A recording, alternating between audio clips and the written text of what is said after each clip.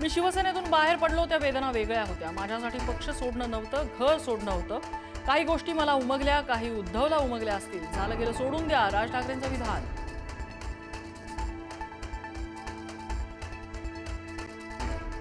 माझ्या डॉक्टरचा गुण उद्धव ठाकरेंना आला. माझ्या डॉक्टरनी पक्ष बदलला की काय असं वाटलं. राजकीय परिस्थितीवर उद्धव ठाकरेंची टोलेबाजी, राज ठाकरेंची टोलेबाजी.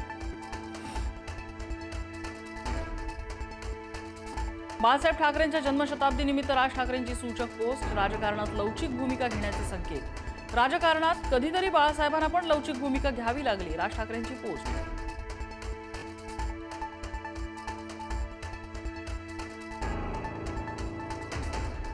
मुंबई महापालिकेवरती भगवा फडकला पाहिजे आणि त्यासाठी एकनाथ शिंदेंनी उद्धव ठाकरेंना पाठिंबा द्यावा. भास्कर जाधव यांचं मोठं विधान.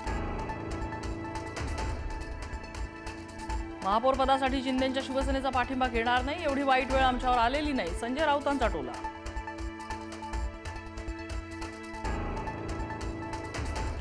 मुंबईच्या महापौर पदाबाबत भाजप कुठलीही तडजोड करणार नसल्याची माहिती. शिंदे सेनेला उपमहापौर पदावरच समाधान मानावं लागण्याची शक्यता. भाजप सगळ्यात मोठा पक्ष असल्याने महापौर पदावर भाजप ठाम.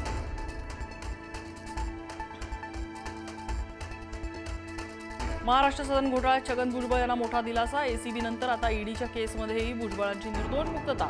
मूळ केसच रद्दबातल झाल्याने भुजबळ निर्दोष. अचलपूरमध्ये भाजप आणि एमआयएमची कोणतीही युती नाही. भाजप एमआयएमला कधीच सोबत घेणार नाही. मंत्री चंद्रशेखर बावनकुळेंची माहिती.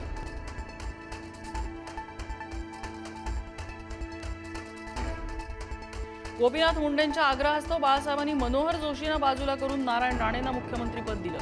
पुढारी न्यूजच्या मुलाखतीत एकनाथ खडसे यांचा गौप्यस्फोट.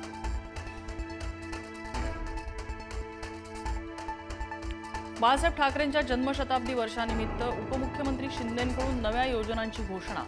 बाळासाहेब ठाकरे आरोग्य आपल्या दारी अभियान सुरू करणार. गडकोट किल्ल्यांवर स्वच्छता मोहीमही राबवणार. शिंदेंची घोषणा.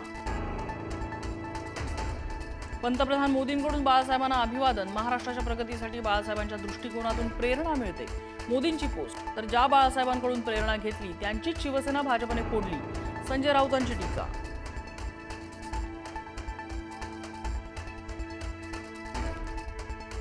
बदलापूर अत्याचार प्रकरणातल्या आरोपीला 27 जानेवारीपर्यंत पोलीस कोठडी. स्कूल व्हॅनमध्ये 4 वर्षाची मुलीवर अत्याचार. संबंधित शाळा अनधिकृत असल्याची धक्कादायक माहिती.